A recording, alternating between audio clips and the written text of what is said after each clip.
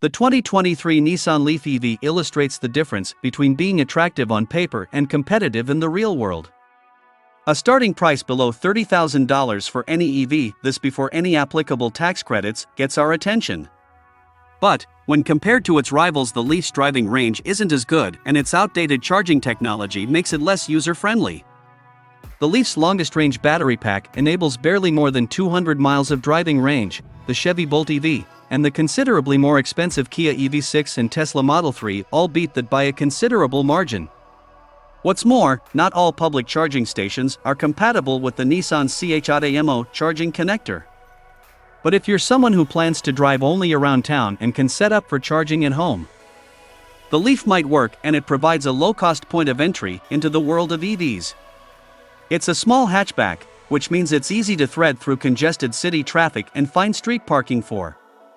Its cabin is spacious for a small car, comfortable, and nicely equipped with tech features. Unfortunately, the same can be said of several competitors, many of which offer more everyday usability, longer range, and access to more charging stations. Nissan's electric car receives a few styling improvements for 2023, including a revised grille, front bumper, and exterior lighting elements. A set of cool multi-spoke wheels and an illuminated Nissan badge round out the Leaf's exterior changes. The lineup has been trimmed to just a base S model and the longer-range SV Plus. The best deal here is the SV Plus because it carries a reasonable price, the longest driving range, the more powerful electric motor, and offers a decent package of standard equipment. It has an 8.0-inch infotainment system with Apple CarPlay and Android Auto capability, automatic climate control, keyless entry with push-button start, and automatic headlamps. EV motor, power, and performance. Leafs are front-wheel drive cars. The standard Leaf S comes with a 147 horsepower electric motor and a 40.0 kilowatt-hour battery pack, both dinky by today's standards. Leaf SV Plus gets a gutsier, 214 horsepower electric motor and a larger 62.0 kilowatt-hour battery. An S managed a 7.4 second 0 to 60 mph time at our test track, but it feels perkier than this number suggests thanks to the instantaneous power delivery of the electric motor. This result makes it slower than the Bolt EV and the Model 3, though. Upgrading to the more powerful Plus model will no doubt result in quicker acceleration, but we won't be able to confirm that until we are able to test one. The Leaf's e-pedal feature allows the driver to toggle back and forth between regenerative braking modes, one of which allows the car to coast when the driver lifts off the throttle and another that slows the car when you take your foot off the gas and uses that energy to recharge the battery. Range, charging, and battery life. The Leaf can be plugged into a regular 120-volt outlet or a 240-volt outlet, but the charging times vary dramatically between the two. On a 240-volt connection, Nissan says both the standard Leaf's battery and the larger one in the Leaf Plus can be replenished in 7 hours. A DC fast charging connection is standard on all trims. The Leaf S comes with a 40.0 kilowatt-hour battery that provides a relatively limited range of 149 miles.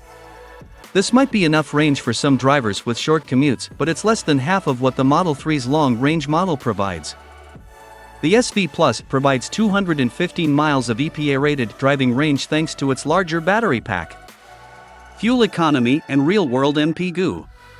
Our SV Plus test vehicle exceeded its EPA highway rating of 94 mpg by delivering 98 mpg over our 75 mph highway fuel economy test route. However, we saw 180 miles of range during this test. EVs generally get less than their EPA rated number on the highway. Interior, comfort, and cargo. Although the cabin of the Leaf has a lot of black plastic, the well-assembled and uniform textures help it avoid looking cheap. The gauge cluster features a large analog speedometer next to a 7.0-inch digital readout that can be reconfigured to show a variety of displays. The Leaf seats are lazy-boy comfortable. The spacious rear seat offers plenty of room for adults, too. Despite the fact that the Leaf's back seat doesn't create a flat-load floor when folded, we found the cargo capacity to be among the best in its class. We fit 7 carry-on suitcases behind the back seat and a whopping 19 with the back seat folded. For comparison, the Bolt EV held 5 in its cargo area and maxed out at 16 with its back seats stowed.